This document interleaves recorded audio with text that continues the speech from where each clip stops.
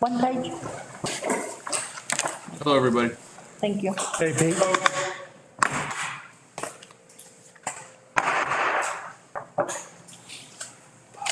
Board of Trustees of Crystal City Independent School District will meet in special session at 6 p.m. Monday, August 16, 2021, in the Administration Building Boardroom, 613 West Savannah Street in Crystal City, Texas, 78839. Number one, call meeting time is 6:01. I roll call on establishment of a quorum. Ms. Carlos? Mr. Eric Garcia, Here. Mr. Ray Espinosa, Here. Cruz Mata, Present. Mr. Victor Bonilla III, Present. Mrs. Nora Flores Guerrero, Present. Mrs. Melissa Marquez Guerrero, Present. and Mrs. Peggy Young. Present. For the record, we do have a quorum. Number three, a moment of reflection.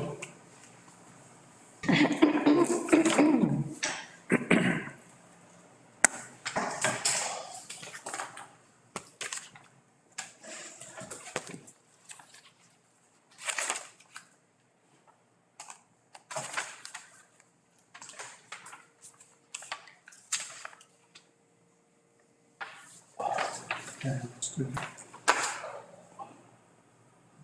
They're different.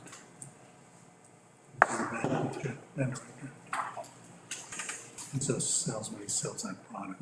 Okay.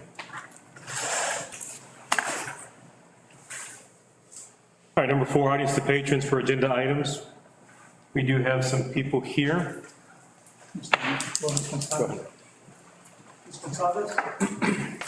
Excuse me, board. Prior to the public comment, I am obligated to inform you that for special meetings, comments are supposed to be limited to items on the agenda only. Is this a comment on the agenda? Yeah. If not, that's okay. I just need to inform you that the policy states Let me see. I have to be that guy. Yeah, it's in regards to COVID. COVID, yes. Okay, no worries then. Thank you.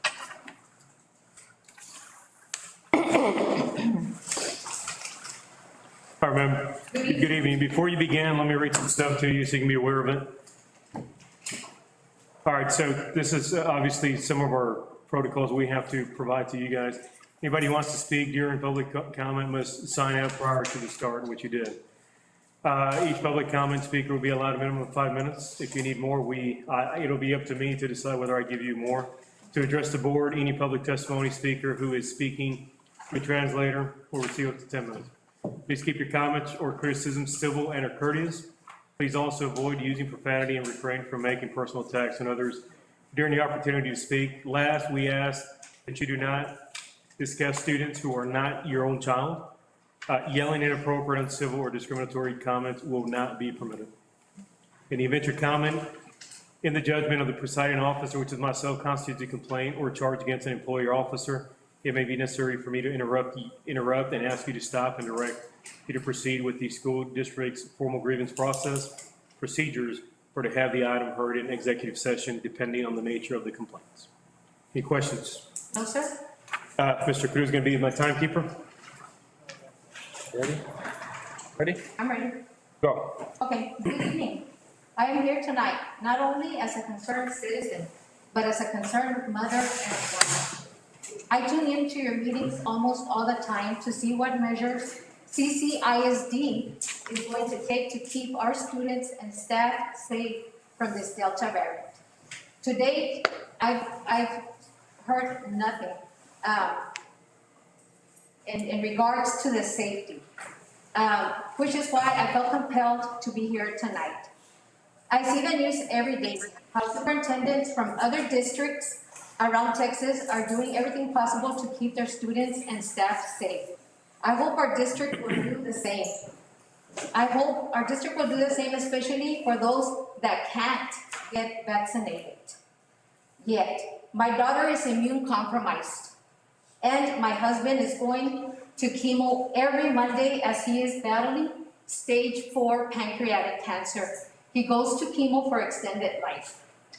I am very aware of Governor Abbott's mandate, but I am asking the superintendent and the board to please see if there's any way possible virtual learning can be an option, especially for those that are immune compromised like my daughter and my husband. Let's not turn a blind eye to this pandemic because it's still here and it's stronger than ever. In fact, my husband just lost a very, very good friend last night to COVID. I have spoken to Mrs. Vermea about virtual learning, that Northeast ISD in San Antonio will offer the immune compromised or some that still cannot get vaccinated. I hope she shares it with you all, and it can be applied here at CCISD. It would not only be great, but it could save little ones' lives, especially my daughter and my husband who are now immune compromised. I thank Mrs. Vermea for returning my call and listening to my concern. I hope in the future, and I don't mean to be rude, Mr. Ramirez, but you can do the same, as I have left 2 messages for you, and you have yet to return my call. I want to say this is a matter of life and death for my family, especially because of what my husband is going through right now. Thank you for your time. Thank you, ma'am. Thank you. Thank you. Thank you.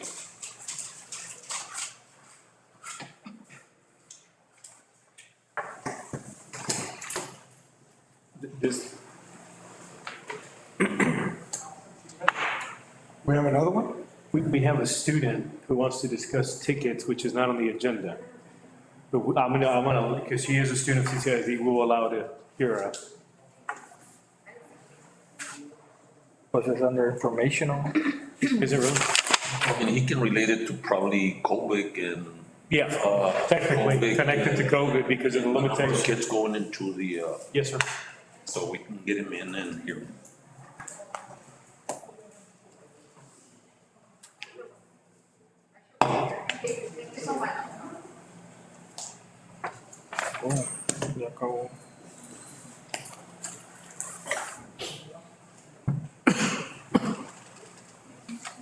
Coming around. There you go. Okay. Coming around there. Allison? Allison? Okay. Who's Allison? Who's speaking? Hi, What's your name? my name is Noelia Hernandez. Noelia? Okay. Who signed up? Allison. How do I do this? When there's more than one, they can have a spokesperson that they pick. Okay, so, Good okay, hold on. I'm so sorry. So I need to read some stuff to you guys, which is policy for us. So at this point, each public speaker is going to get 5 minutes to speak. If you need more, ask me for permission. I'm going to say yes or no. And of course, to address the board, any public testimony speaker who is speaking through a translator, which you don't have, you can receive up to 10 minutes. Please keep your comments or criticisms civil and courteous. Please also avoid using profanity and refrain from making personal attacks on others during your opportunity to speak. Last, we ask that you do not discuss students who are not in here. Yelling inappropriate, uncivil, or discriminatory comments will not be permitted. In the event your comment in the judgment of the presiding officer, which is myself, constitutes a complaint or a charge against an employee or officer, it may be necessary for me to interrupt and ask you to stop and direct you to proceed with the school district's formal grievance procedures or have the item heard in executive session, depending on the nature of the complaint. At this point, Secretary Mr. Cruz Mata is going to be the timekeeper, and he'll let you know when to begin. Thank you. You guys ready? Go.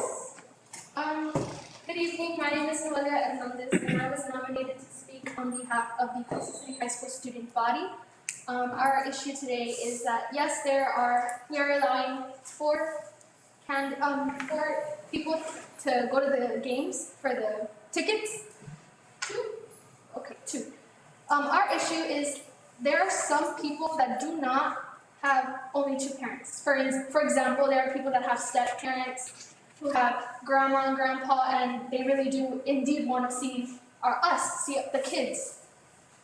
We as seniors already missed out on a year and a half, and we can't make up for last time. And it's even more difficult with the 2 tickets per athlete rule, taking away from our high school experience, especially for the seniors.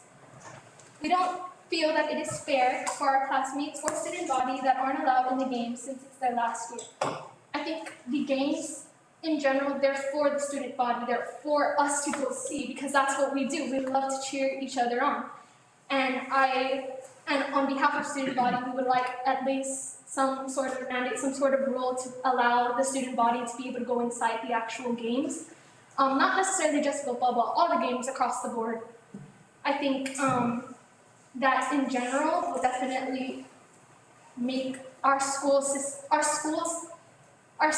very much more happier and relieved. And I know that this year is not going to look anything like a normal quote unquote student year. However, with the exception of people like my classmates, because not all of us are 18 years old, right? And the mandate says 18 years or older. There's some of us that are 17, 16 below, and like I said, we would all really like to watch each other and watch the game, watch our school, watch our community together. I know that we have came up with some solutions to this problem, being you can show your vaccination cards and your ID, proving that you are vaccinated, and we will wear masks. I know that's a little touchy-feely, but that's just something that we have came up with. And another thing is allowing masks to be allowed. Not only allowing, but for it to be mandated. So if you're gonna go in, you're gonna need a mask, and if you don't want to wear a mask, then you don't go in. Simple as that. So that's just something that we have came up with. We just really want our student body to be able to see the games, because this is it. This is it for us. We're not going anywhere else. We're not going anywhere else. Meaning we're not going to go into future football. I know I'm not going to go into future band. That's not my goal. My goal is to keep going with my studies. And this year, this is for sports. This is it. This is it for a lot of us. I know there's some that are going to go off and get a scholarship here and there, but for me and for a lot of my fellow student body, this is it for us. Sports-wise. So what we are asking is for you to at least think about changing the limit from, instead of 2, maybe 4, and we're also asking that you consider that we are allowed to go into the games even though we are not 16 and 7, even though we're not 18 and over. That's what we hope that you all will consider, and we thank you for your time regardless. Yes? Thank you. Thank you. Thank you. Oh, we also came up with we almost got over 300 signatures, the student body petition. Thank you. Thank you. Awesome. Thank you.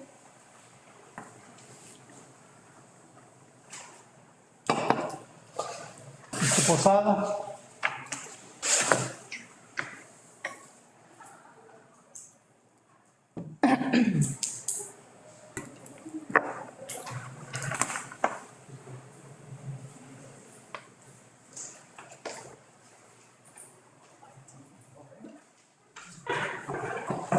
Evening. How you doing?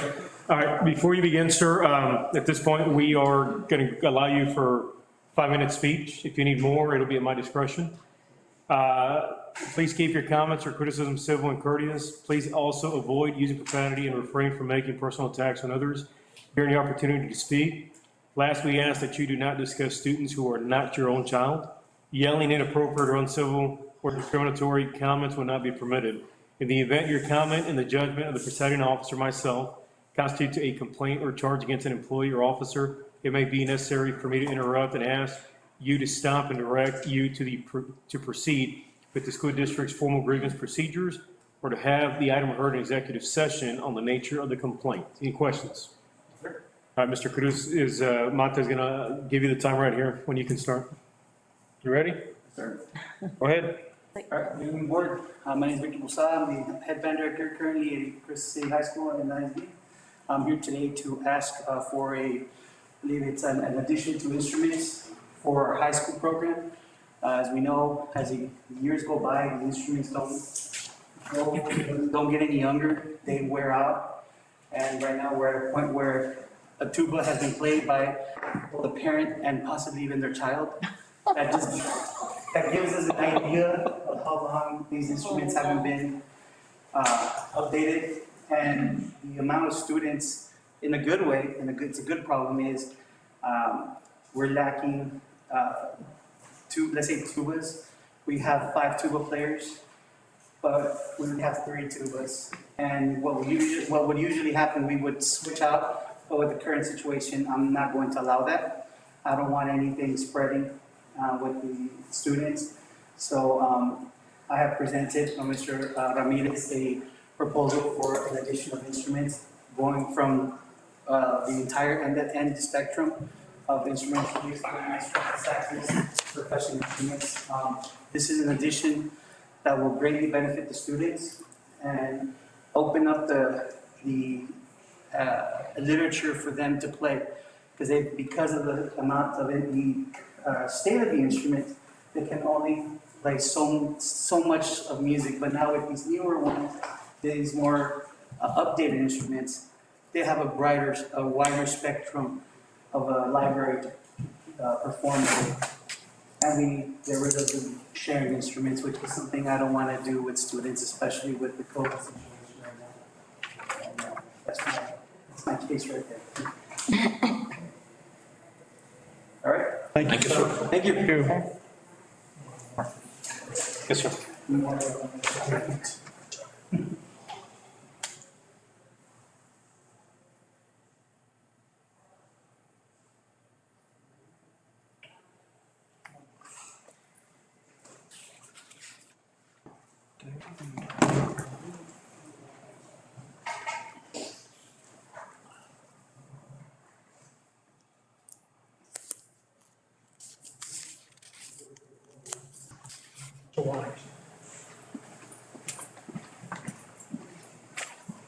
You didn't like the topic, ma'am?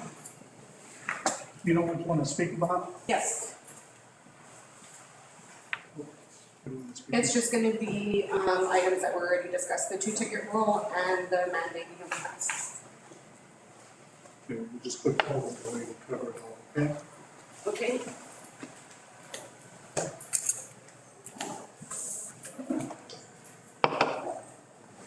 We need a code, just. Okay. Ms. Manuel? Yes. Hi.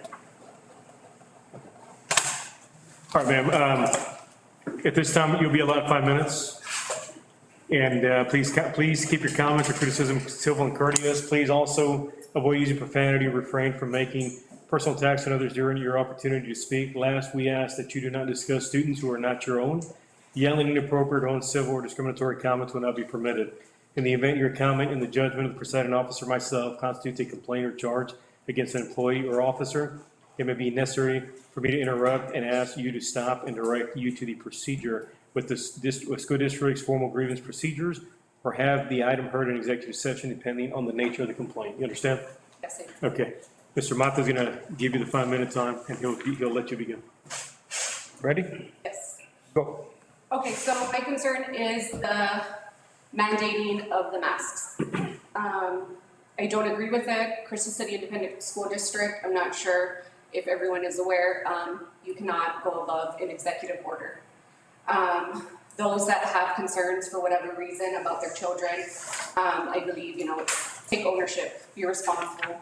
If you're sick, your child is sick, your child may have some type of, illness or disease that may, they're prone to getting COVID, flu, strep, whatever it may be. Go ahead and make that choice upon yourself and decide, okay, so I'm gonna go ahead and for my safety, for my child's safety, for my family's safety, I'm gonna go ahead and keep them home. I'm not gonna allow them to join sports. I'm not gonna allow them to go ahead and take part in large groups.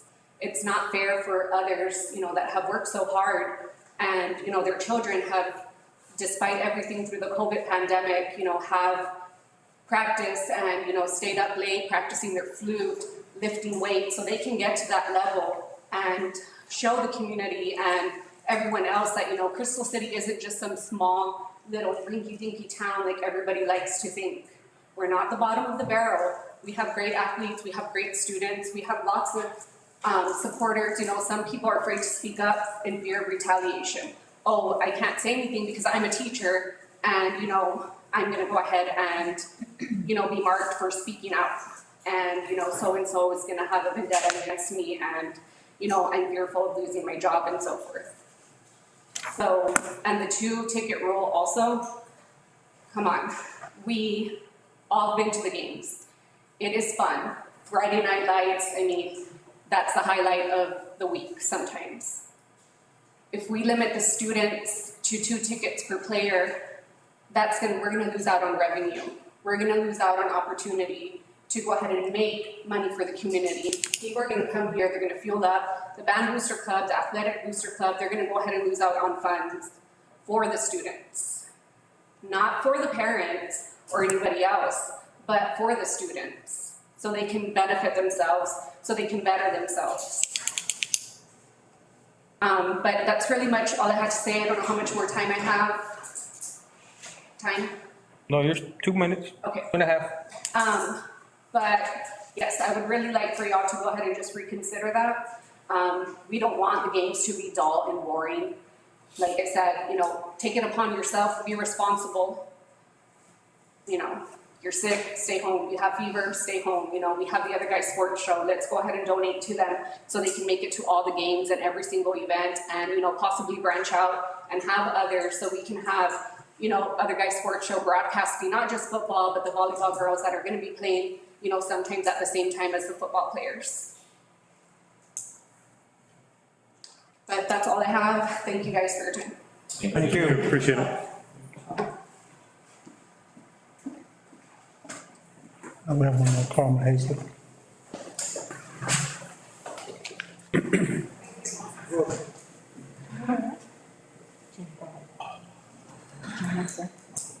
Good evening. Mr. McClazen? Yeah. Carl McCain. Okay. All right. Hi, I'm Eric. So at this point, sir, we'll give you 5 minutes, just like everybody else. If you need more, it'll be at my discretion. Please keep your comments, criticism, civil and courteous. Please also avoid using profanity and refrain from making personal attacks on others during the opportunity to speak. Last, we ask that you do not discuss students who are not your own. Yelling inappropriate, uncivil, or discriminatory comments will not be permitted. In the event your comment in the judgment of the presiding officer, myself, constitutes a complaint or charge against an employee or officer, it may be necessary for me to interrupt and ask to stop and direct you to proceed with the school district's formal grievance procedures or have the item heard in executive session, depending on the nature of the complaint. Any questions? No? All right, Mr. Monto, we'll start your time here. Okay, I will be civil, peaceful, and tranquil. Thank you. My name is Carl McCain. I actually graduated here in 1982, so my roots are actually from Crystal City.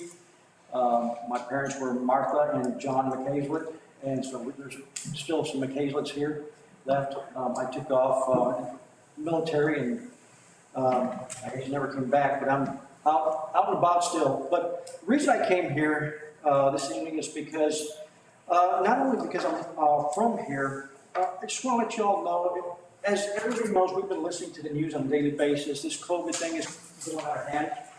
As of this morning, there was only one ICU bed left, pediatric ICU bed left in Dallas. We're talking about a major city. Austin didn't have any ICU pediatric beds left. So now when we're talking about the nearest hospital, we're talking about Dimmitt Regional Hospital. That's not a you know, way up on the totem pole as far as the bed capacity and even least of that, the capacity to handle this type of situation.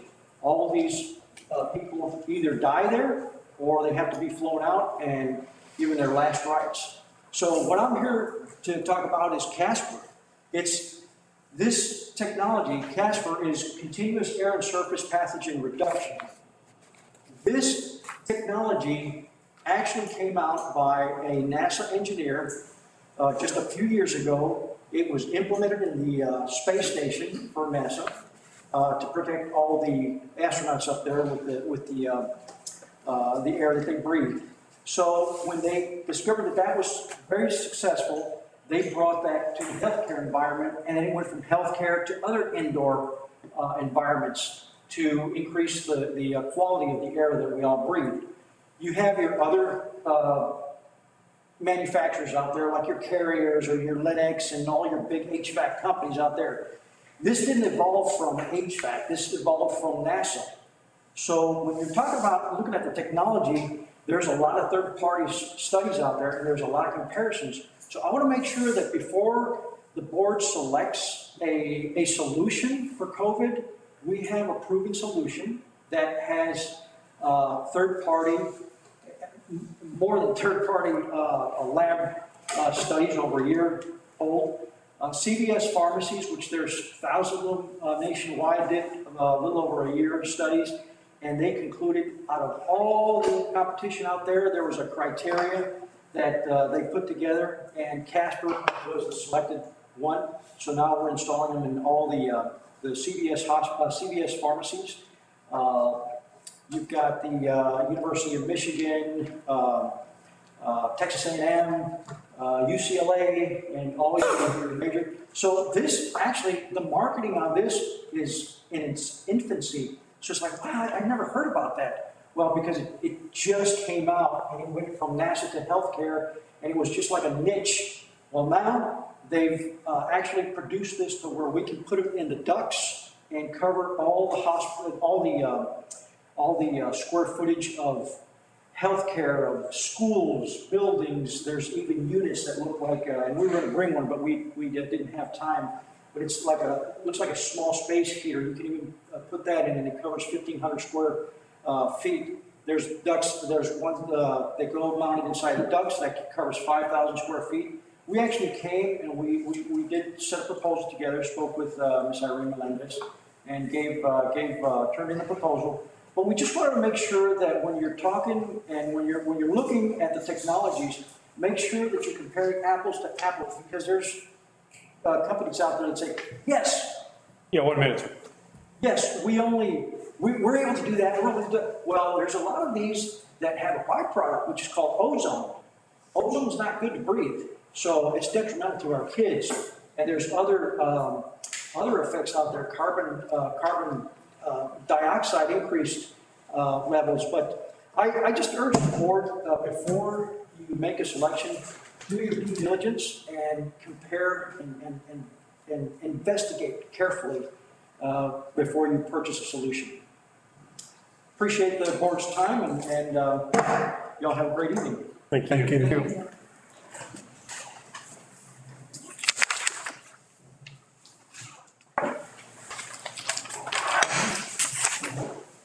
Mr. Morales into the, Yes, okay.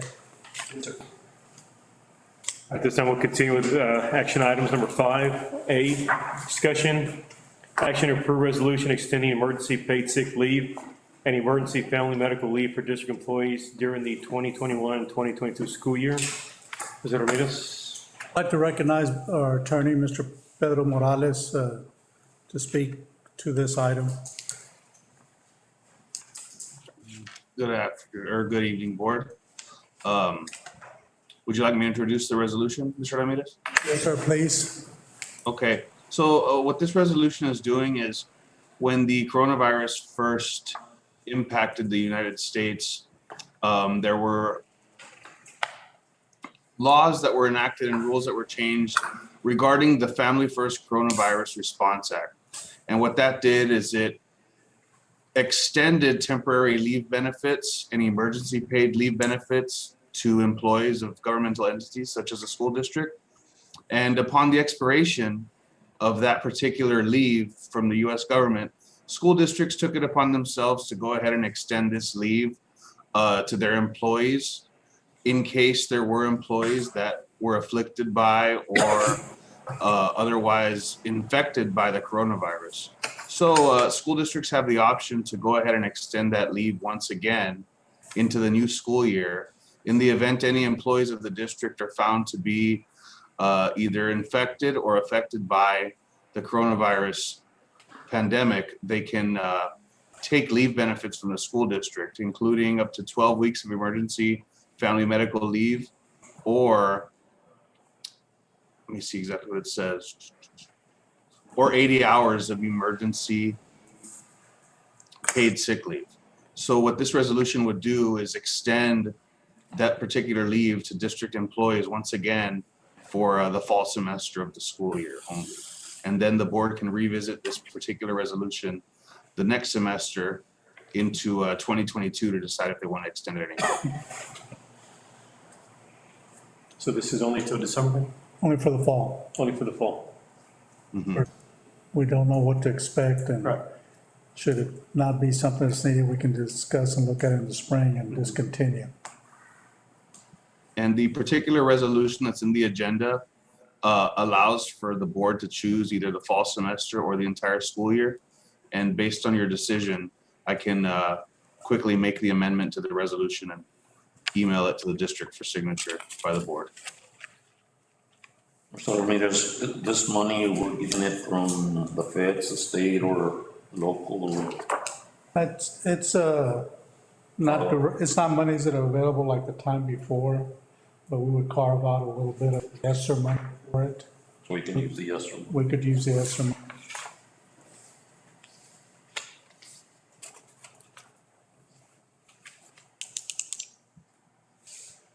Weren't we already doing this? Yes, it's coming to an end. Oh, okay. Yes, ma'am. Yeah, this particular resolution was approved last school year. However, it expired at the conclusion of the school year. As of today, there is no extra leave benefits for employees that are afflicted by the coronavirus. So this resolution would give the school district an extension of that particular leave for employees only. And you mentioned that we can do it for the first semester, For the whole for the whole year, or whatever we decide, right? Yeah, and my role would be to modify the It's a fall resolution semester. to reflect your decision. Can I ask you, Matt, a question? Go ahead, sir. Sir, is there, could we put stipulations in that resolution, in particular that for the employee to qualify for this extended benefits, that they must take the vaccines, the COVID-19 vaccines, Be vaccinated? and be vaccinated? I would not recommend that because that particular requirement could be discriminatory if any employee has a legitimate reason to not take the vaccine. What about getting tested?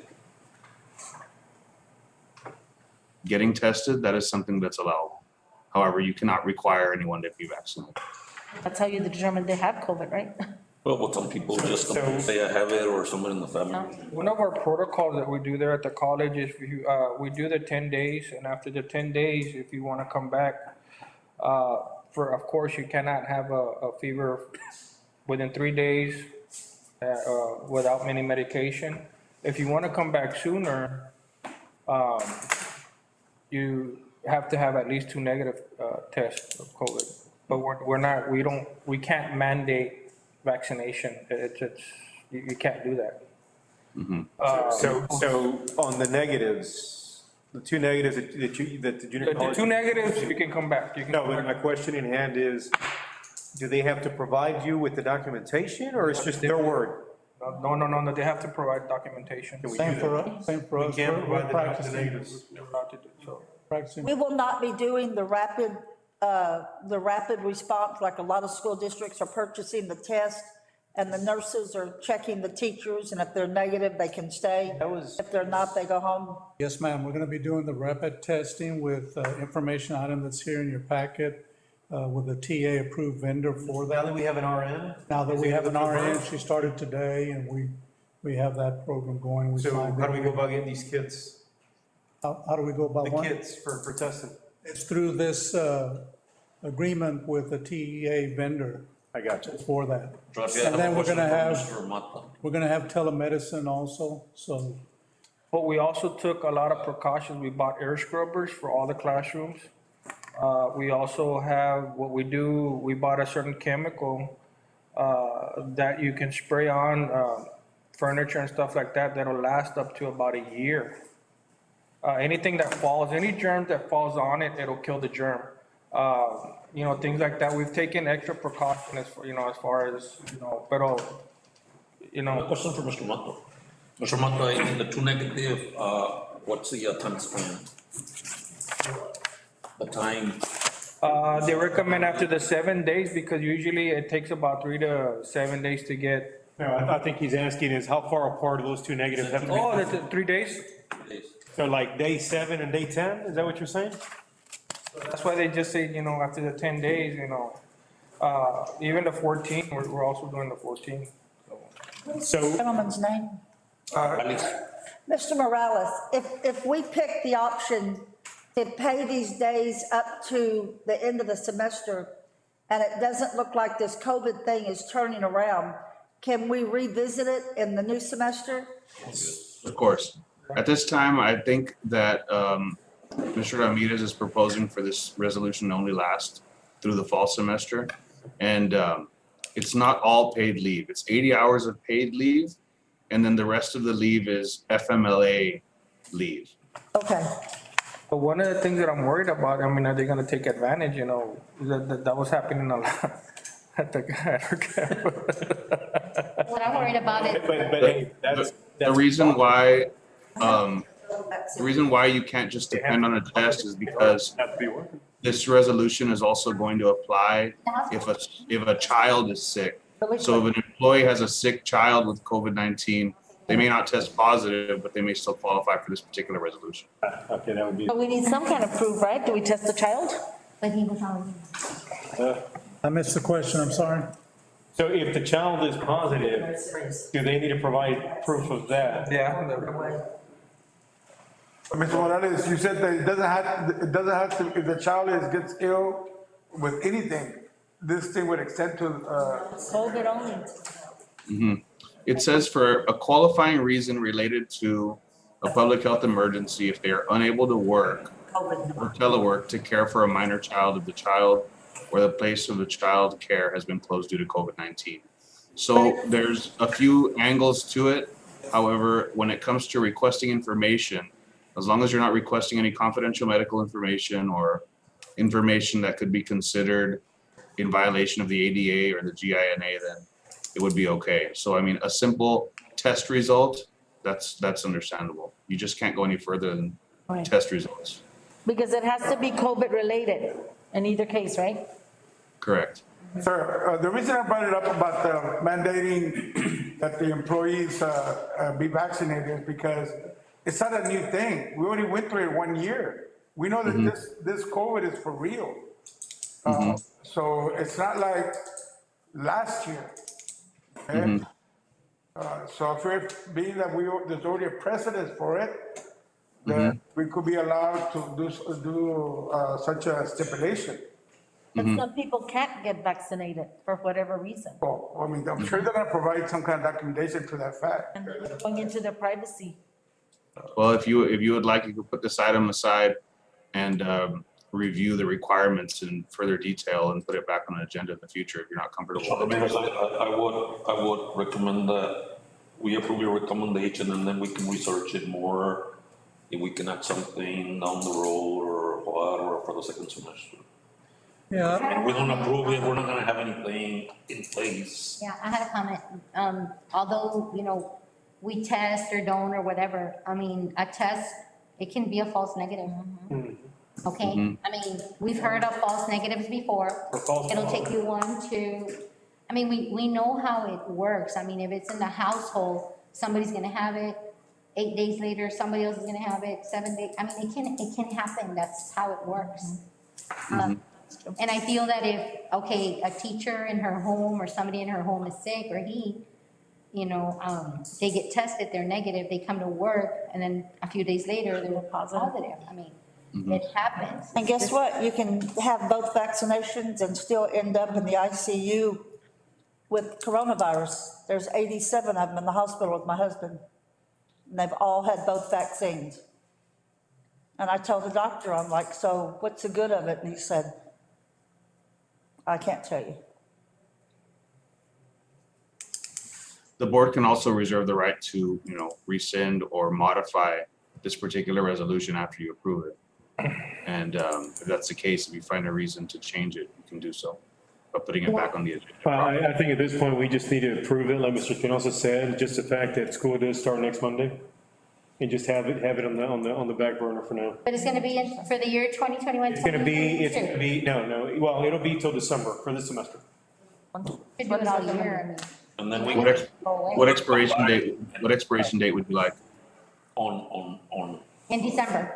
yeah, we can come back in January and approve it right quick or before the end of December. We can bring it on the December agenda and have it ready. But if, Right, I mean, because we know what happened the last time, we had to go retro and fix Yes. all these people that didn't get paid for, you know, those days that they lost. I mean, we approved them to get paid, but they have to wait for the money. I mean, we have to be ready to, you know, pay them when they need it. Okay, so Mr. Ramirez, what is your recommendation, sir? That the Board of Trustees approve the resolution extending emergency paid sick leave and emergency family medical leave for district employees during the 21-22 school year for the fall semester. motion. Second. I got a motion by Mr. Espinosa, second by Mr. Mata. Any other comments or questions? All in favor, please raise your hand. Motion passes 7-0. All right, item B, discussion action to approve the purchase of vehicles for the CCISD Police Department. Yes, we're glad to report that on page 11, you'll find the quote from, for the police department to Caldwell County.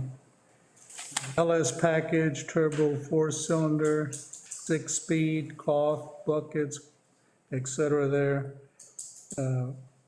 for a cost of $18,530 a unit times 2, for a total cost of $37,460 for 2 vehicles. For two? Yes, Malibus. You. With all the bells and whistles. No. I think it's an additional 5,000 to 6,000 for all the bells and whistles. Last time we had, what, 56,000 per vehicle? Yes. Plus the, so that's. So who's gonna put all the other stuff on there? I'll have to supervise and get quotes on that and approve that. Yeah, probably. Good deal. What is the $400 for on F? That's a fee that Buy Board charges. Oh, okay. And then for all the purchases, so the board approves tonight, we'll send that to Buy Board. And then at the end of the year, we get a reimbursement rebate to the district from all the Buy Board purchases that are accumulated. Okay. Mr. Ramirez, and what's the turnaround time in getting the vehicles? I think My understanding is that they had them. they have them. Are they gonna deliver or we gotta go? We'll have to pick them up. Okay.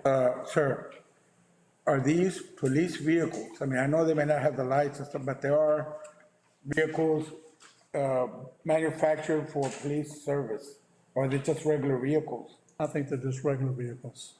But they're school, I mean, it's not like they're gonna be chasing robbers. Or see, because my concern is that, you know, they do take a beating, Yes, they do. more than a regular consumer vehicle. So I was just curious The about. only thing, sir, well, and I think we had that discussion, when Mr. Segura presented with us that, but I would say 80% of the day, they're in Tampa. They're not patrolling like the church department or the city department. There's not many high And the speed. price that we got last year was 56,000 per vehicle. So we kind of told Mr. Ramirez, go back and see. I mean, I think the only trip they might take student home or whatever, and the lunch hour and come back. So. Sir, I'm just bringing up a point, and I don't want to be one of those saying, I told you so. You know what I mean? So I'm just bringing up a point that I would assume that these vehicles will be capable of doing police work. You never know. I mean, I'm just saying, you never know. I'd just like to cover those areas. On a warranty, Mr. Ramirez, or? In the LS package. It has down there the GM warranty, 5-year, 100,000 mile 1,000 powertrain. miles. Bumper to bumper? Yep. 1,000 miles, that's good. And it's for two, correct? On any order, two? And this was done through the buy board, Yes. because I was kind of concerned, well, I mean, we're just going to buy a regular vehicle. No. Where is Caldwell Country?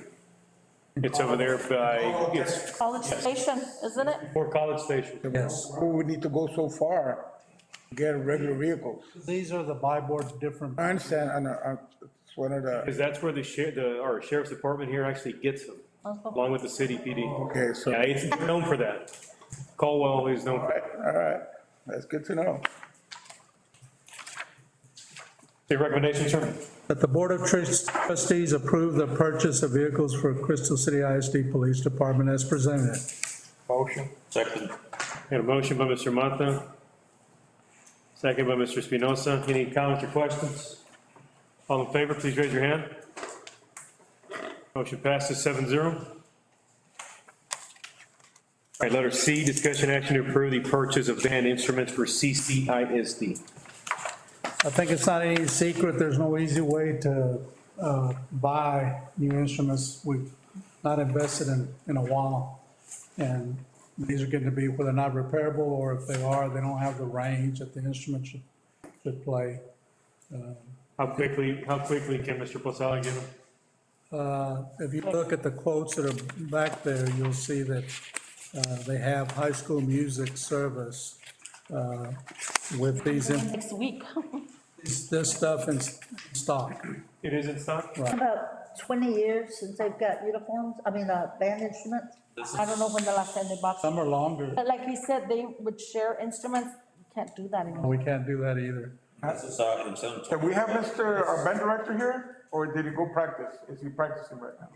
Probably in practice. He probably left. I doubt he's here. I was just curious to know if, I understand about not sharing, I understand perfectly, no problem there. But it's, I wanted to know if he was buying a brand new instrument for every single band member. Oh, no. No. Now, some of these band kids actually have to buy their own, depending on which one it is. Big instruments like the tubas that are more expensive and A whole bunch of instruments. I mean, we Piccolo got is not that big. several. maybe. They're in the tens, I mean, I don't want to say maybe 50 or 60. Piccolo 1,000. And nice records. Isn't that the total though? 130. 17,000, What? 117,000. I see here What is the 133. $133,133.59? 91. I missed that. What page is that? It's on his. It's on the letter, sir, on the email. Oh, in the letter. At the very bottom almost, sir. 133,059.91. The other question that came to my mind, and I'm not against our kids having the best equipment, okay? Please don't misunderstand me. But the previous band director, if instruments were so outdated, I wonder why he didn't come before us. I wonder. He had to beg for band uniforms, and he finally got those. He hadn't had band uniforms forever, and we got them when, Mr. Espinosa, 6 years ago? Can't the band? Well, really, I mean, sometimes, these people, including, well, I don't want to get into. I'm afraid to come before the board because, there's only two things that we can say. No, yes, modify, yeah, it's it. I never saw, on the band uniforms, I think we got them because you're supposed to get every, I guess, so many years you have to get. But he never came before us asking for band, instruments, so we assumed that we didn't need them. I think Mr. Gonzalez mentioned to us that he brought a list of when I think he went around talking to the different directors. Mr. Hunstein gave him a list, but he could have brought it to us, 2 years ago, 3 years ago, 4 years ago. Are these this company vendor or? I'm kind of happy that he brought it up. But they don't come to us and they say, well, the board doesn't do us anything anyway, so. Just like we encourage everybody else, the athletic. It's just that, the reason I bring up these comments is because that's one of the issues that I saw from day one, that we don't see the plan in advance for this kind of things. It's not something that you do from 1 year to the next. You look at your equipment and you replace what needs to be replaced. It sounds to me like all the instruments are gonna be replaced. There's a whole bunch of them. I was gonna count each one, but I said, no, I'm not gonna do that. And I agree with you, Sonia, This is the first time, or when Mr. Gonzalez came in, that he told us that some of the, Gonzalez. and instruments were, Albert, he had checked with Mr. Hanstein and he said, oh, they're gonna be recorded. I mean, and they're not planning, I mean, all of a sudden, I mean, we have an event director and he goes and see, I mean, this is old and, I mean, the other band director could have, I mean, done the same thing, I mean, so. Maybe, I think they need them, I mean, maybe he didn't want to bring it up, Carson. I see, look at our athletic program. I mean, we always have to amend the budget in the middle of the year because they don't ask us for the money in the beginning of the year, you know, what they need. That's how come we encourage them to come ask us during our budget workshops. That's all I mean. tell them, I mean, bring something to the board that you might need for the following year. New uniforms, backpack, You know, Or whatever. not just the following year, but 2 or 3 years down the line. I mean, that's the only way to be prepared for the future and really be accountable to our taxpayers. Because that's an issue that comes up here over and over and over. Okay? This is an investment. These instruments are gonna last. Hopefully. Exactly. Probably last a few. Exactly. My last question or comment was, what's gonna happen to the old, quote unquote, old? and you into the. Some of them are, they can, Venderlo. I think they have the option to either auction or selling them. I'm just curious. they're unrepairable, or they're so bad that. That's something, Mr. Ramirez, yeah, that's a good question, Mr. Ramirez. I'm gonna need the boards, to consider authorizing me to make sure that we're in compliance with the purchasing procedure, CH local. I need to have that flexibility to authorize me if, the vendor is on buy board or a co-op purchasing agreement, then we're fine. If not, I have to have the 3 quotes. So, but we won't have a meeting till September. Well, we'll have the 26 budget, adoption, public hearing, but if the board is okay, I would like to recommend that the board approve the purchase of band instruments for the amount of $133,059.91 from fund balance that meets the requirements of CH local purchasing board policy. With the stipulation that would give you the authority to check out where we're gonna buy them from. Yes, and authorize me to make sure that we either get 3 quotes or it's buy board or a co-op purchasing, just because of the sake of time. I second. I make a motion. All right, I got a motion by Also, Espinosa. also, I mean, there was a question, check to see what happens with the old instruments, where they go to, I mean. They we can't go auction them anywhere, or- but school property. But yeah, but we're gonna store them, maybe we could No, sell them, or, no, we need to sell or trade or I mean, whatever. there's a couple of groups, that are playing there, maybe. Then we'll have to they can go for buy 'em. auction. Yeah. The board has to approve the auction. Or some stores buy them back and maybe Trade in. they fix them or something. I'll make a note here. All right, I got a motion on the floor by Mr. Espinosa, second by Ms. Nora Guerrero. Any other comments or questions? All in favor, please raise your hand. Motion passes 7-0. Thank you. Item number 6, informational. Good Side Health Agreement A. That's the group that we were referring to. They're going to be doing the telemedicine. We're going to be screening for COVID. We're going to have rapid tested once a week. They're going to be the provider of that. We're also going to have for strep, other ailments that can be diagnosed. Nurses will be trained and we'll have the telemedicine connection. We can invite the parent also of technology to be involved in that. This is part of the upgrade of the nursing program.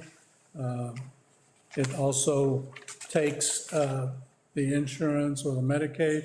If they have nothing, they have programs that cover it at no cost to the child. Is this gonna take the place of a school-based clinic? No, it's a supplemental to it. We're still going to continue that long historical relationship with Centro de Salud Okay. and have that because we need to look at expending the dental component of that for children. Okay.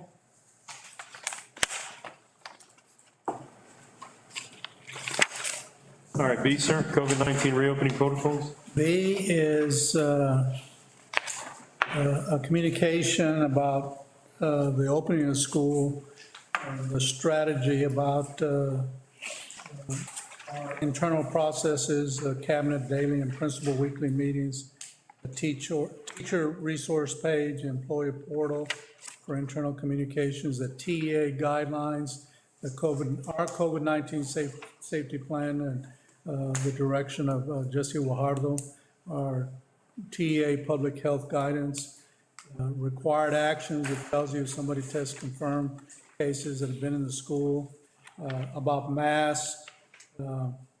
We're asking parents to strongly wear masks. We try to be on that side of masks. We're not mandated, but we're asking if you don't want to wear a mask, just fill out our electronic opt-out.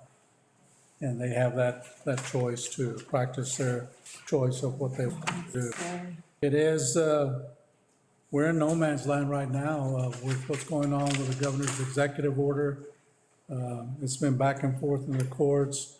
Right now, Mr. Morales, are you still there? Yes, I am. And could you speak to the board briefly about currently what's going on in the courts with the stay orders with Governor Abbott's executive order? Non-mask. Mask mandates?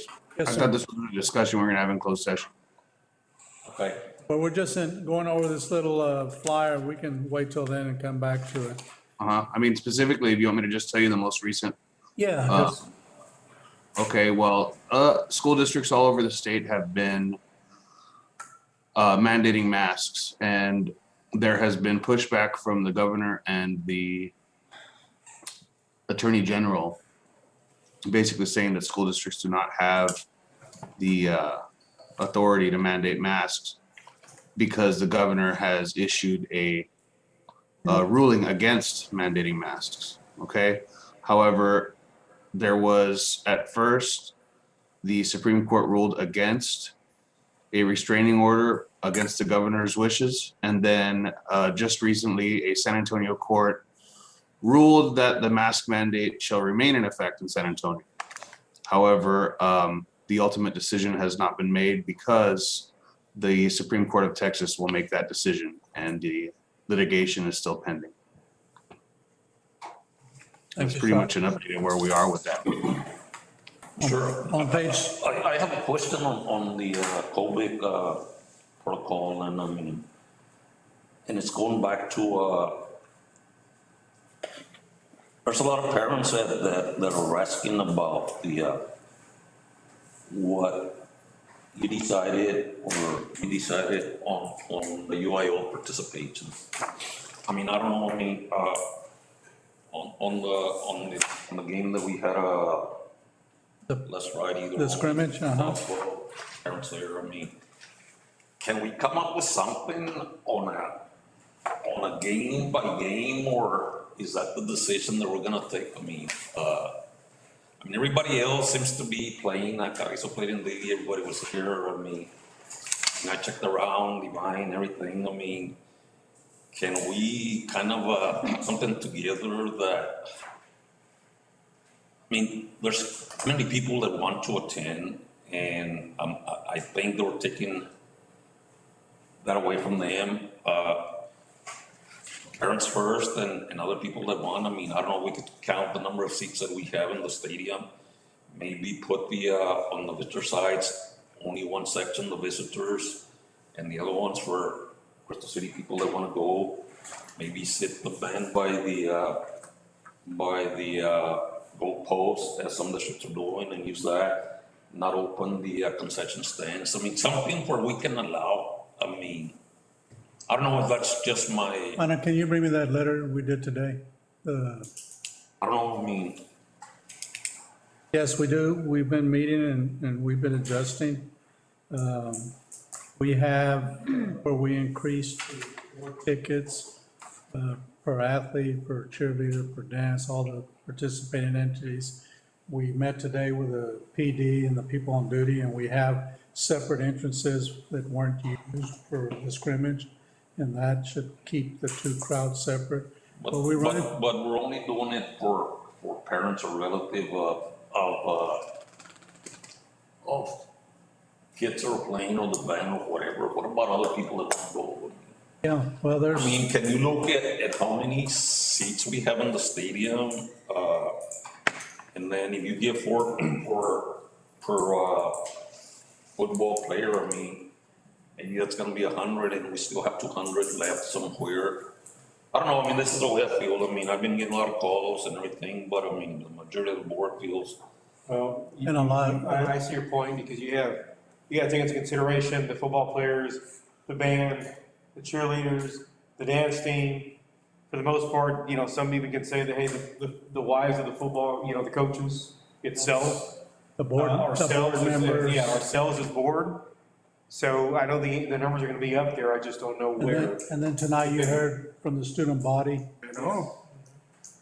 If anybody, Yeah, I can- Anybody- see the students. But it is difficult. When there was no COVID, the stadium wasn't enough seating period to hold everybody. but why? I mean, is everybody else letting all the districts, except us, I mean, They're just I think gambling. Carrizo's limiting, if I stand correctly.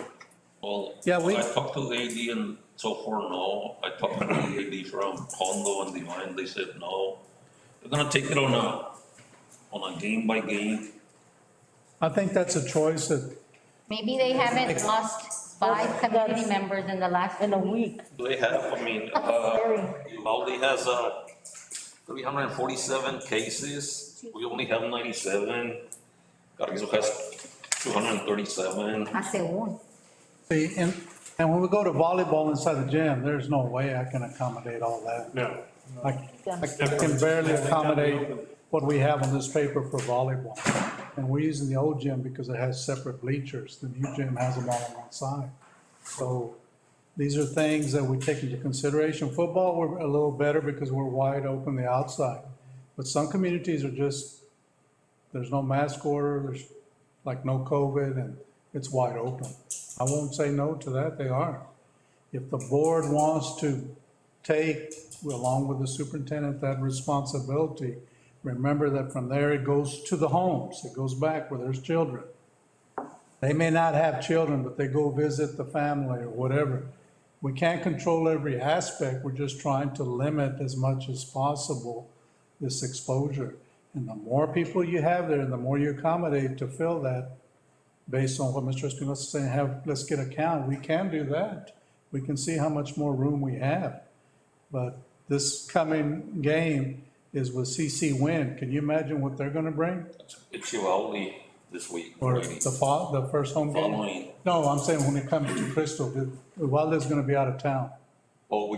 can't we limit Well, I'm just what they saying, bring from, We can. like we did Cotulas, Yeah. but open. I remember when we went to Carrizo last year, they told us you cannot sit in the last section, that's for the people that, they have homecoming.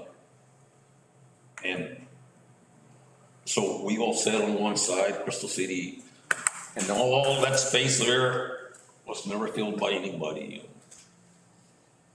So, I hate to go back to money, but the school revolves around money. And we need to remember there's different funding formulas now for children who are out with COVID. And I think if they're out longer than a certain amount of days, our funding, our ADA stops for them. And it's a recommendation to tell the parents to either come back or get some type of school, get a program from TEA for homeschooling. Is that not correct? we're up to be reimbursed up to 20 days and no more than 20 days for at-home schooling. You know, if they're, to have the temperature and they get sick, only the COVID child goes home. There's no more contact tracing on the guidelines from TEA. And so that when they go home, they have to have that test before they come back that they're not positive. But, you know, once it gets into a household, it's very difficult to control. It can spread. So is it safe to say that if a kid or teacher is feeling sick throughout the day, they have to go straight to the RN for testing? Yes, and we'll send them straight home. if they're ill, we'll take precautions. I mean, even at that, I mean, we still got people that, you still have your quinceañeras, you still have all that stuff. So, I mean, we can mitigate as all we want, but people are still gonna do what they wanna do. I mean, the parties and all that stuff. Whatever we can control, that's what we have to worry about. I think that the most that we can do is a social distancing and strongly recommend the mask. So the number that's gonna be allowed to the football game is that number that I can safely social distance in the. And I have to make the expenditure to buy band bleachers for the visiting team and for the home team to free up more bleachers. And then, based on these 4 tickets for the parents, from there, I have to see how many seats are left, and I have to do a percentage maybe of students and a percentage of the community. But it's gonna be, last year it was first come, first served. And whoever bought the ticket, during that time when it opened, that's when. And I need to do the athlete parents and cheerleaders and dance before we open it up to the public. So we've got to be strict that, one day, by that Monday or Tuesday, we got to buy them. Go ahead, I'm sorry. We got to let them buy the parents. And then what's not bought, I'm going to put it out to the public. Well, yes, because last week at the scrimmage, and I know it was a scrimmage, a lot of people don't go to scrimmage, Oh, yeah, they do. but there were only about 12 parents. I mean, and this was for the whole band. And I know that parents of football players, of cheerleaders and all that, they're afraid. They're not gonna go. It can happen. And this is what I'm saying. I mean, let's go on a week by week and you Yes. make an analysis of, hey, how many Yes, sir. came? Because I know Yes, we're sir. giving, and maybe, give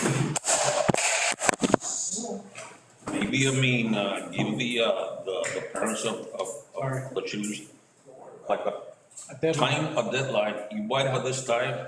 If not, we're Yep. gonna try to, we can do it. I know it's gonna be hard because, I mean, there's gonna be parents, the same thing that happened last night. I mean, it was very successful last night. But, at the end, they had to cut it because, I had to make a call, I cut it. But, I mean, it And it was wasn't even very ours. successful. It wasn't even our activity. Yeah, We it just wasn't, participated. but, and maybe that's what we have to do with the football. I mean, we have 100 tickets, get in line with social distance. The first people to arrive can go in. I mean, I just feel, that we have to try to do something. I mean, Yes, yes, and we're putting that here because we know we have to put that out and how that's gonna go out. Because it goes to the AD of the other teams too, so they can give to their parents. honestly, I feel, that COVID is gonna be with us for a long time. And we can't live anymore, in bubbles, and because my relative, I know, my kids might get sick, my mother might get it, and my brothers, but we have to live on and not live in fear. At this point, it's just gonna be a personal choice for these individuals. Yes. That's it. Okay, But what I'm saying, monitor to see how many go from here. We are. Maybe especially when we get to district, we can have an idea. No, we'll have it down pat after 1 or 2 non-district. The reason that we don't know that number is Yeah. because we didn't have ticket sales. But we're gonna have it for the sub-varsity or whatever. We'll see what it looks Yeah, like. comment on it? I do have a few concerns.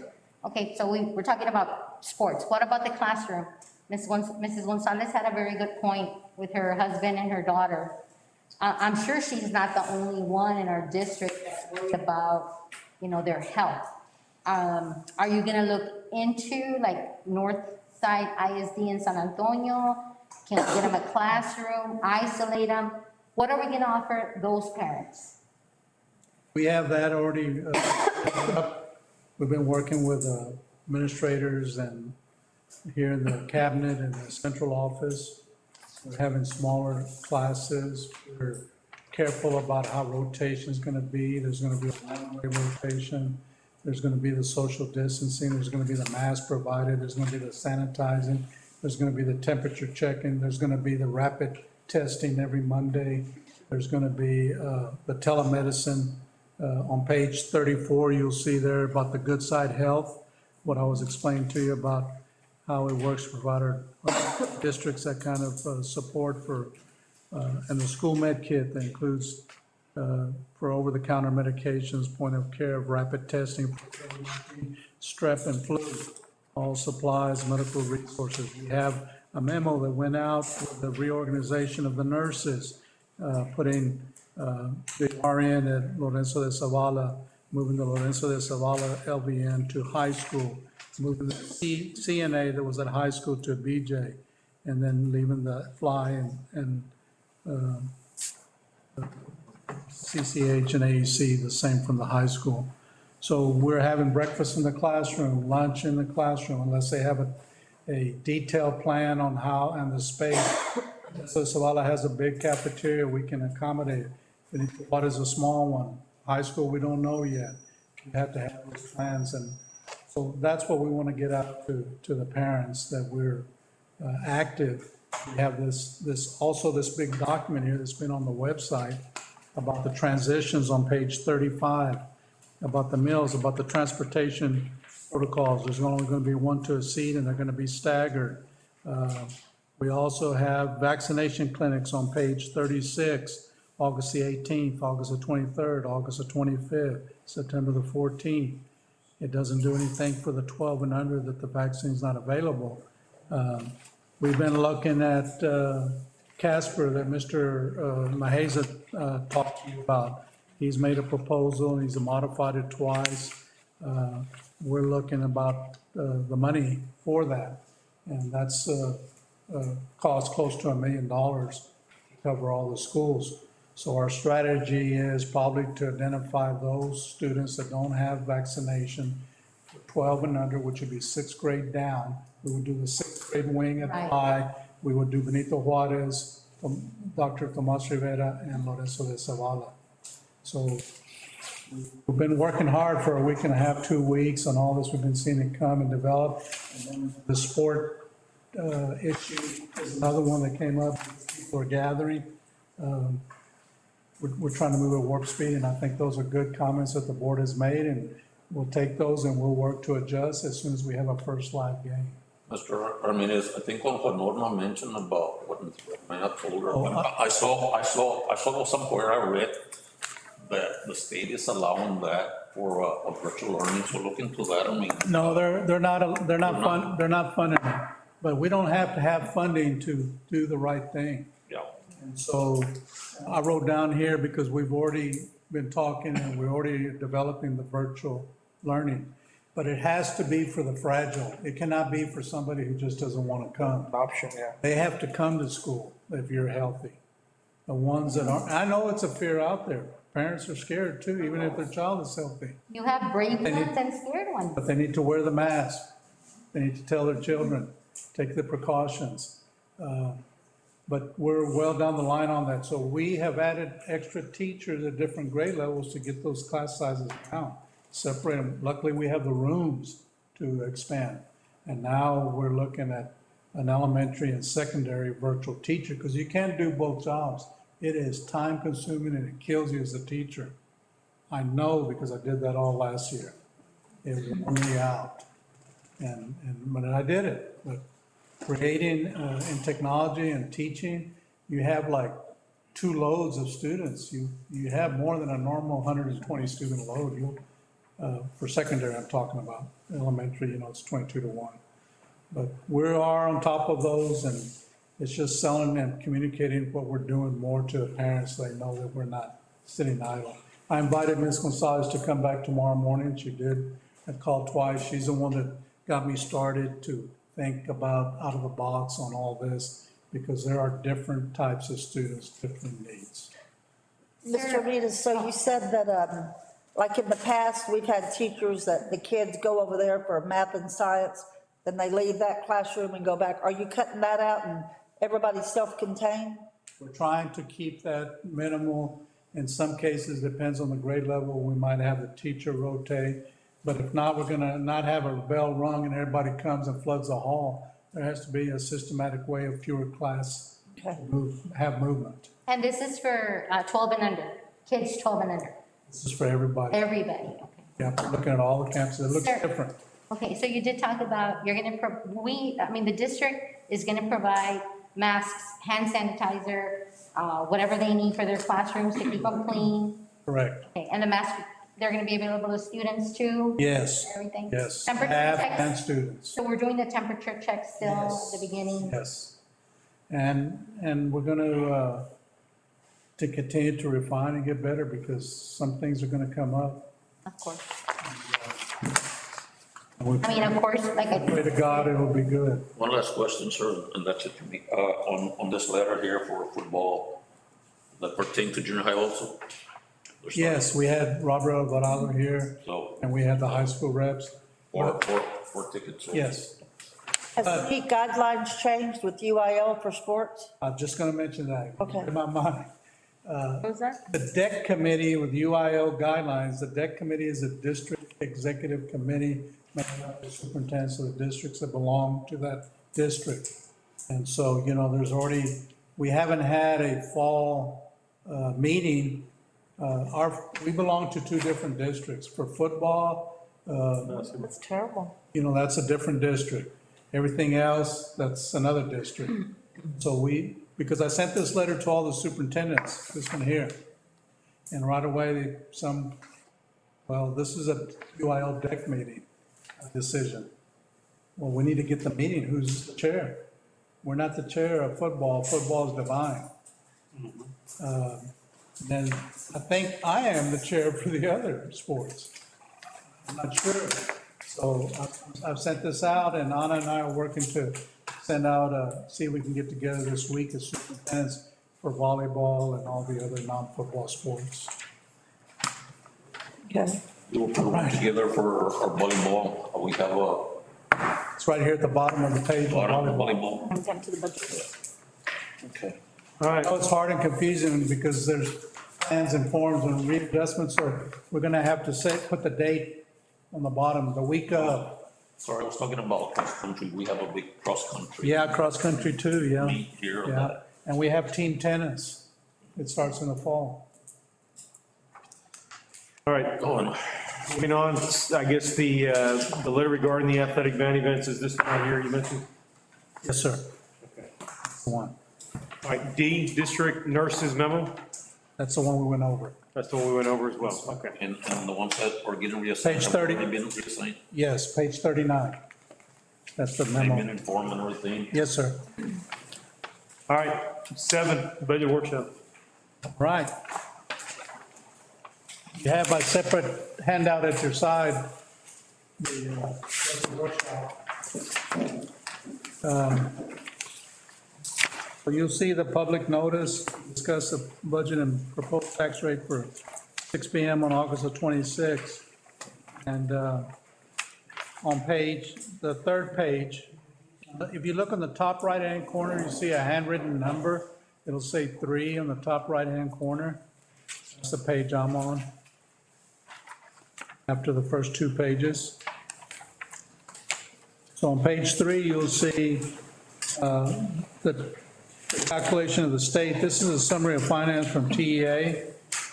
What I put it in was so you could look at, on the bottom it says 1 of 32 and then 2 of 32. And it's very detailed, but it's summarized on page 3 of 32, which is page 5 on the top right-hand corner. On page 5, you'll see your tier 1, your tier 2, lines 43, 44, and 46, for a total of $9,237,325. That is the state money. $9,237,000 is the foundation, $666,000 on line 48 is the available school fund. Those two together, line 53, you want to circle that. Line 53, $9,949,606 is the state funding stream. That's what you're getting this year? That's what the state has given us for the 21-22 school year. What's the difference? 21-22. Then, Less than last year. it's almost the same. Yeah, they're not real generous. It's not too much off, but it fluctuates. That's a moving target because it's gonna be on attendance as we start school. That's what's gonna earn you the money, the percent of attendance of students. Let me ask Yeah, you. go ahead. When Mr. Churchill was here, we, last year, well, when the pandemic first hit, we had paid out, I don't know, almost 250,000. Settle up in September. Right. Yep. So have we been getting, because you mentioned we're getting funds back, have we been getting anything? We've grown a little bit, but I don't see that 2.5 million hold harmless. I see a settle up of 800,000 in the red that we have to pay back. But we're still negotiating, working on that to validate their numbers. Because TEA has held everything close to their chest on what they're doing. They tried to use ESSER money to circumvent their responsibility to fund the schools in the state of Texas. Second, the government told them no, so now they're adjusting another way, and they're looking probably at the whole harmless. So I'm still working on that with a consultant to try to hammer that out. Will they hold that 800,000 from our 9 million? Isn't that what they do? I think they're gonna hold it from the 2.5 million they owe us. Oh, okay. So I'm hoping we'll get back. But tune in, more to come this next week. Thank you. On the next page 6, I kind of put a little cheat sheet together on page 6. So there's the 9,237,325. The available school fund of 666. There's a 9.9 million of total aid.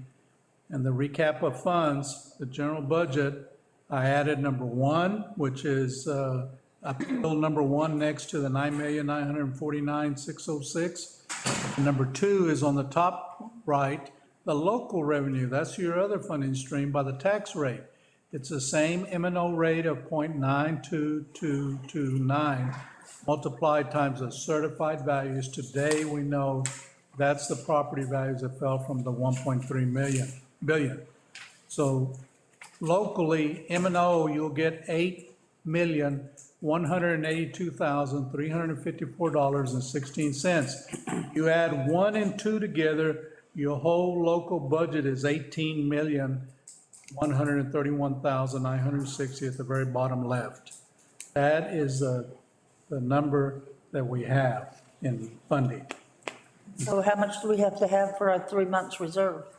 Yeah, right now you have over 10 million, so. That's aside from this, right? Right, that's aside from this, that's This is not extra. part of this. Right, so your 3-month reserve would be taking the 18 million and divided by 12 months. And so you need about 1.5 million for a month, so you need 4.5 million fund balance, and you have almost triple that in your fund balance. Page 7, there's different scenarios, okay? So let's take a look at it. At the very bottom, this budget is taking that 44,000, I apologize for missing a zero there, but 44,000, remember we talked about the starting pay at that? And then step 1 through 20 has $700 growing each step. And the cost for this is $500,000 if we go with that. So the difference in all these budgets is going to be salaries. The 60, let's turn the page to page 8. We had already approved that 44,000, right? Right, but I'm trying to get everything clear for the budget hearing.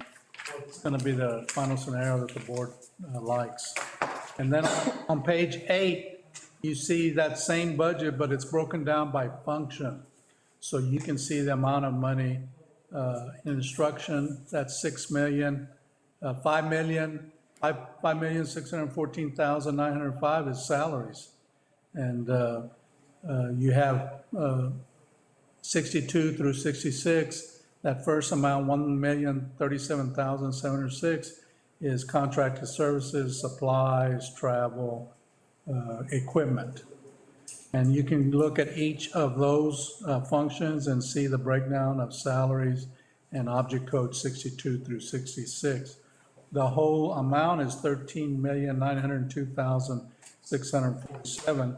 And then you have food service and debt service, because the three funds that the board is charged by law to approve is local, food service, and debt service. All those three are different. They're different funds.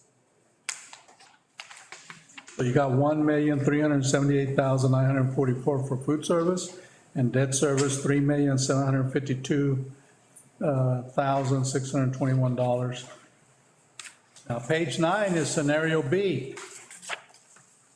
Scenario B, if you don't do anything and go with the same current pay scales, there's your budget for local, for food service and debt service. It's not federal funds, but that should be food service. If you scratch out federal funds on page 9 in the middle, where it says federal funds, and put food service, it is a typo. Mine says food service. Does yours say food service? Are you on page 9? Yeah. Wow, mine says federal. Mine says federal. Mine's Mine federal. says federal. Scratch it out and put food if yours says federal. Somebody scratch it up, put federal? You mean this one? Yeah, page 9, So what is it supposed to say? Mine says federal. Service. Food Service. service. Mine says food service. Yeah, no. Three funds. So, right now, not accounting for, federal funds, we're in the red about $1 million. No, federal funds is different than. I know, so not counting that. No, federal funds, we have $500,000 that is available that hasn't been expended. Okay, well, anyway, you give us 18 million, and then, our budget by function, if you add those three figures together, unless I miscalculated. Which page? What page? 8. On the top right corner, page 8? I mean, it's, you told us the three. No, I don't, no, those don't get total, those are different funding sources. The debt service comes from your INS tax rate. If you go back to page, 6. I know, but these are expenses, so I totaled those three and comes up to 19 million, and we only have right now 18 million. Well, you need to go back to page 6, because you have another 3,695,000 for debt service. On page 6 at the bottom, local INS revenue, it says Yeah. 3,695,000. Yeah. You would add that to the 18 Yeah, if you want to combine all those funds, but we keep them separate. okay. Yes, sir, thank you. So, Ms. Wood, all the money in federal programs, the reclassification of the ESSER funds has been approved, Yes, we did that with Region 20 today, okay? so we should be able to do a drawdown tomorrow for $2 million. And so Can you that give 2 us a million, copy of, what was on the application or whatever? yeah, I can give you the application. No, I mean, where did we put the money or what? Yeah, the application will show you that it has, Okay. it has it by object code 61 through 66, and so it shows the ESSER grant of ESSER 2, which is 4 million. It shows what it's going to be expended on in the application. I can't spend the money unless a TA approves our application, and they have in the categories that we applied for. Okay. All right, we'll go back to page 9, is that correction? If your page says federal funds, put food service. If it says food service, you're golden. Page 10 is the same budget on page 9, except by function. That's scenario B. Then on page 11, this one has step 1 through 20 at the current scale that we have right now, Ms. Flores. And step 21 through 30 is adding $700, because they've not had that before. Step 21 through 30, they were topped out at step 20. So if you decide to keep the current scale for step 1 through 20 and add $700 for step 21 through 30, then that would equal $13,849,951 for that. For the 21 to 30? Yes. How much? For the 700. The whole thing is 13,849,951. And I see that I have missing there, but in my formulas, I'll have to come back and put that in, but it is the second highest. The first was Let me give it to you in order.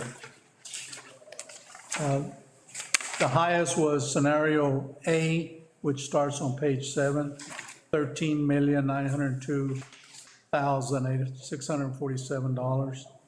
And then the second expensive will be scenario C, 13,849. And then scenario B is 13,3, it's the lowest.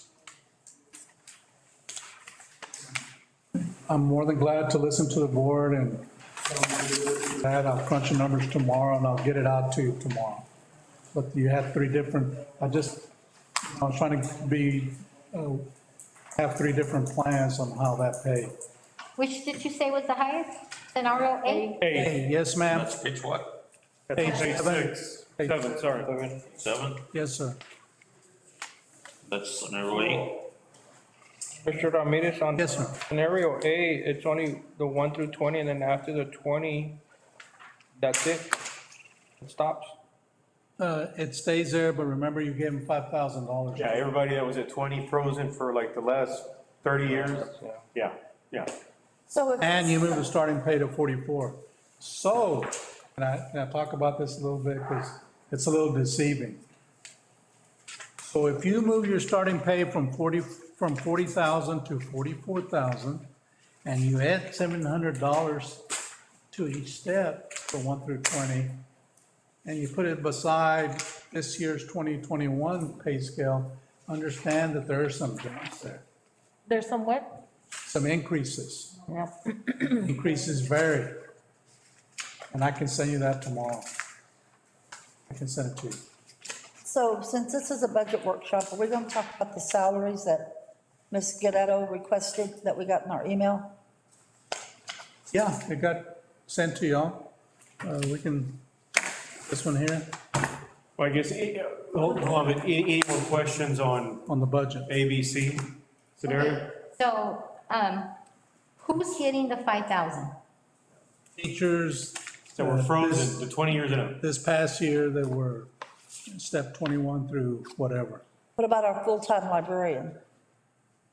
All the teachers, nurses, All on their teeth. they're all, Okay, they all fall on, okay. yes, ma'am.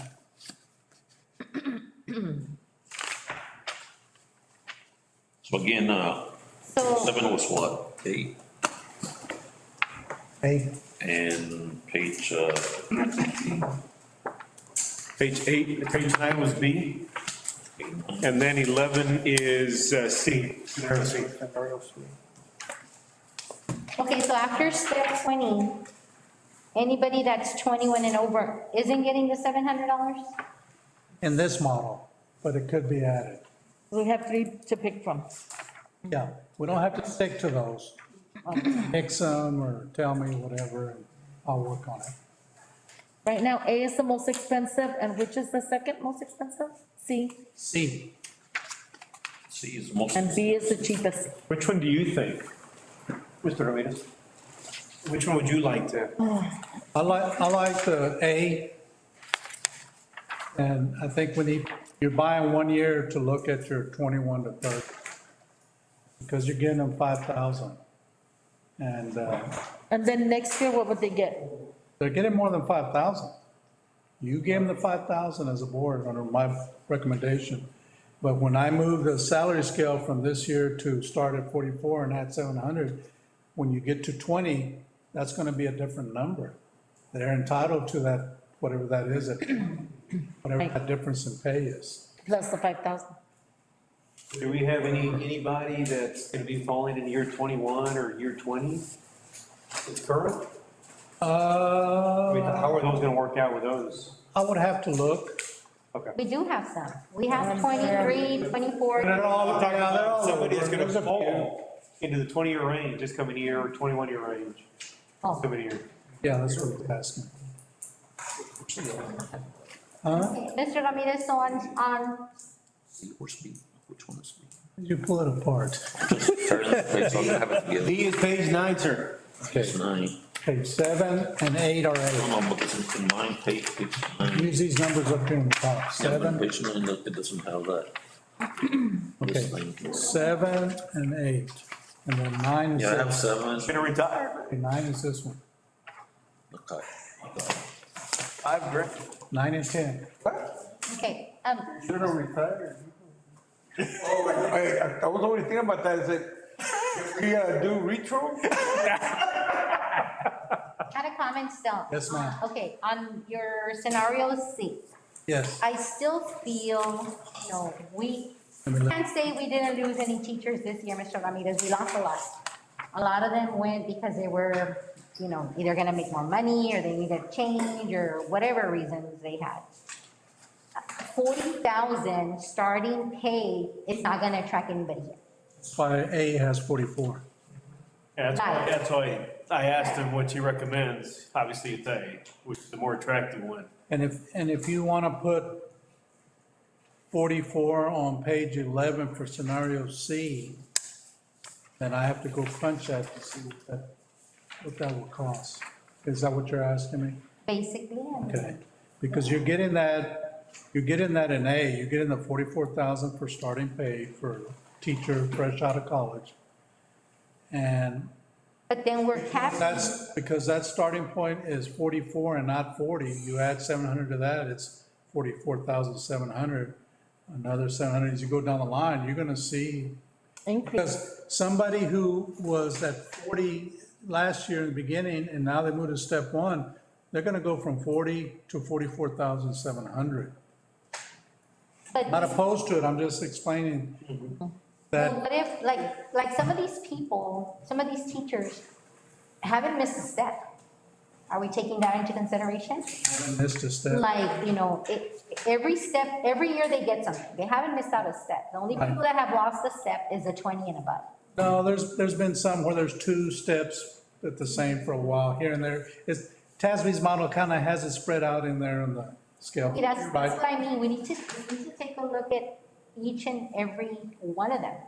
What I'm saying is, but here on scenario A, step 1 through 20, does that mean if let's first say we go with scenario A, we start at 44, and we do step 1 through 2,700, and whatever it's gonna cost us. All right, are we capping again the 21 above teachers on the step? Not on this one. Not on A? Hey, no, But they're gonna get 5,000 this year plus the 7. wherever the scale ends up. It's just that, the 5,000 is not gonna count into their TRS, because it's a one-time thing. It's gonna count. Well, it has to count anytime you get salary from. But it's not gonna be a salary, it's like a stipend, no? No, it's. Or resolution, it will count for their retirement. Anytime you get money, UIL, extra duty. But it's gonna be like a one-time thing. Yes, but you're also moving the scale. Exactly, the scale will continue So to every year count they'll towards get an their additional TRS. 700. It's not just giving them 5 and that's it, and then they get frozen again. They're not frozen no more. And Mr. Ramirez, the board approved stipends and we approved them. Some of our teachers are not getting their bilingual stipend. And I mean, we approve it, but they're not getting it. It won't start We won't till the next month, until at least September. September. No, they didn't get it last year at all. Well, I'll do a check, I'll do an audit. Visit with LDZ and one at the junior high, they did not get their bilingual I stipend. will do So did we an approve? audit. Anna, will you write that down? Yeah. Every year we approve stipends. If you know the names, that'll help me quicker on that. I'll text them to you. Okay, thank you. So in step 1, in step 1 to 20, they're just gonna get $700. What page are you on? 7? Only 8. 7? Page 7 and 8 are the same one, it's just by fund and function. So your question was? Okay, let me go back and say, okay. Last year, what was the starting salary? 40,000. 40,200. 1,000. 200. Okay, and then, so you're gonna bring those people up? Yeah. And what's gonna be, so step 1 through 20 is just gonna be $700 more? On the chart, that's telling you from 44,000 what each step is gonna be. But the old one, they could be 2,000, 3,000 back, and so they're gonna get that increase going to Plus the the scale. Yeah. Yeah, so I'm gonna send you tomorrow the chart of the old one, and then the chart, what it would look like for each of these scenarios, so you can compare Yeah, that apples would to be better. apples. I think the question in hand people are trying to ask is, let's just say you have a teacher that started last year making 42, Yes, sir. 40,200, which is the current salary. And we decide to adopt this scenario A at some point soon, obviously. Yes, sir. So 0-year teachers coming in at 44. So I guess the question in hand is, the second-year teacher, what would they be making? 44 plus 700. They get a step every year. Yes, They actually get an increase right off the bat, plus Yes. 700. yes. Exactly. Yes. So a 5-year teacher, a teacher's been at 5 years, would get 44,000 plus, what's 5 times 7, 35? So they'd be making 47,500 Whatever the step is.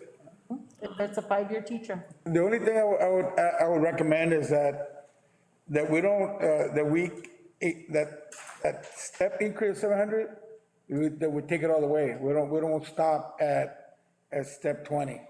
No, Because- it can go to 30.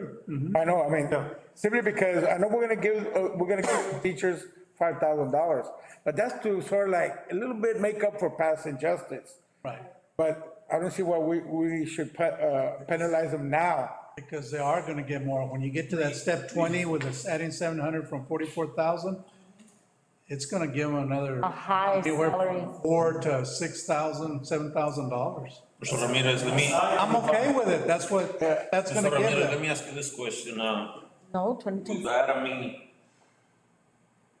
like, when you get to, maybe step 25, 28, are they gonna be making more money than the, campus administrators? Yeah, that was gonna be my next question. Or we're gonna have to up them? They can make like 14,000.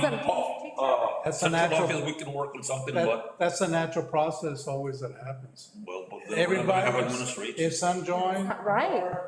everybody benefits from that move.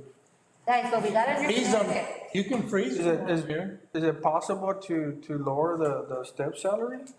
The step, Yeah, this one has it. 700, maybe 500 or, Does he want everybody to quit? No, I think that's what stopping at 20 does. okay, Yeah. okay. Stopping at step 20. A 20-year teacher would make 44,000 plus 14,000 more? No, and 20. 1,000 to $700 a year, Also, huh? They would make 44,000 plus 14,000 of 20 years at 700. It's $14,000. No, it's not, it was just 1 year, 700. Would just be 1 year, 700. They don't count the last 20? After this move, on this scale here, it stops at 20, but after you move from the old scale to the new scale, you understand that it's not just $700. But once after this year, they'll move just 700 every year. Right. Every year. So they top out at 20. For sure, there's gonna be some adjustments. Yes, because you've been so many years behind. Correct. So Mr. you have a Davis, teacher making 15. well, not the new ones, What will they but be the making? retired teachers that are coming in, they retired, they left, now they're coming back. Where do they start at? Because they're new teachers. You have to give them their service. Their years of service, okay. We go by their service record. Right. Okay. Yeah, resign. So you have one, I know that one Get administrator, some steady Well, it teacher. takes a year to come back. I know I have to that, get a year to come back here. What the heck? Hey, now the law passed where if you retire. Yeah, but he's gotta be come- done another come year. back, right? No, I was saying, like, somebody making 15,000, I mean, with all this, what would they be making? 15,000 or? No, I'm saying 15 years of experience. Oh, they was even- well, you would take, I have a concern, I know. Hold on. you would take 44,000 and multiply 700 times So, 15 and you figure out where they land. multiply. Yeah, okay. Go ahead, Ms. A teacher is making 44, it goes up to, 7-year teacher, 44,000 plus 4,900, that's what, 48,900, almost $50,000? Yes. And that's not including stipends for like UAL, bilingual, master's degree? That'd be about, Oh, my daughter would make more money as a teacher. that'd be below 50,000, yes. No, that'd be above 50,000. Your daughter is gonna be making You're close. less money than. And teaching should make more. Okay, so let me shoot you the pay scales for each of these scenarios. Sure, so you can let's see. do that, let's do that. Thank you. Are we good with this? I felt like I was back in the. I had another scenario. And the reason that I brought up this is because of that. I think, yeah, we need to take a look at this. Because when we did the TASB study, we came in here and we did the study. I don't have this. I'm not printed out a copy for me.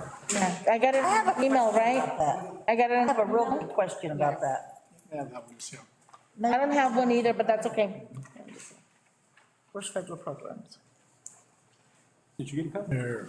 But I didn't print it out. I printed it out and left it on I my. couldn't print it out, and then it was like that, so, Landscape style, yeah. yeah.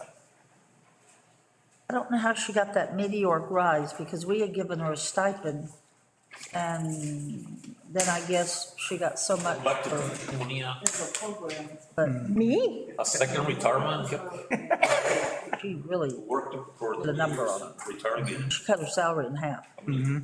I don't know how she got here so fast without board approval.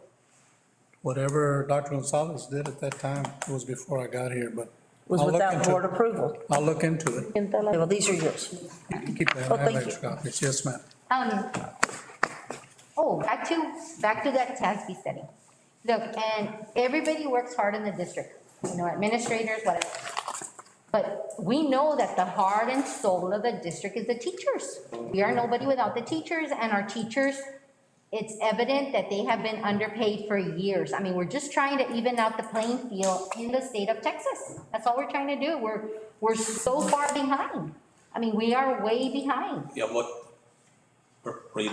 No. And back to the TASB study, when we talked about, people on the list, because this principal or vice principal didn't have so many years' experience as a principal, doesn't mean we have to keep them underpaid. We need to give them some credit. I mean, some credit for their years of service and try to not keep them at a low pay grade just because they don't have any experience. Okay, TASB said that we don't have to follow that model. I mean, they've earned it. They've studied for those positions. They've gone to You know, it's- school, they have student loans to pay. they're promotions, and we should see them in that way. I mean, I don't know if you guys remember, but TASB did say that. I remember asking the question about having a 20-year teacher, and then in year 21, this teacher decides to be a principal. Okay, yeah, you were. And I said, okay, so do they get paid as a 21-year of an administrator? And they said, no, at all. They haven't been a principal before, so how?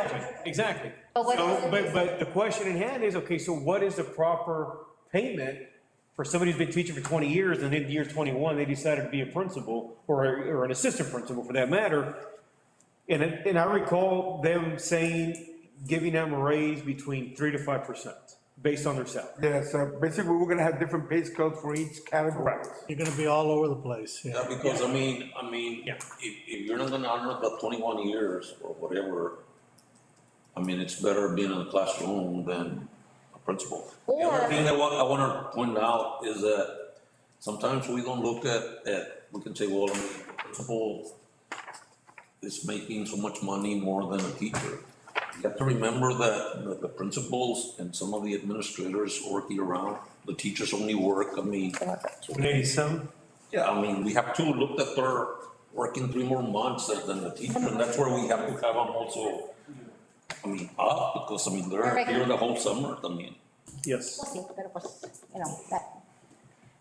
They also said that when you asked that question, because I remember it was you that asked, they also said that we could go by, what the surrounding areas Right.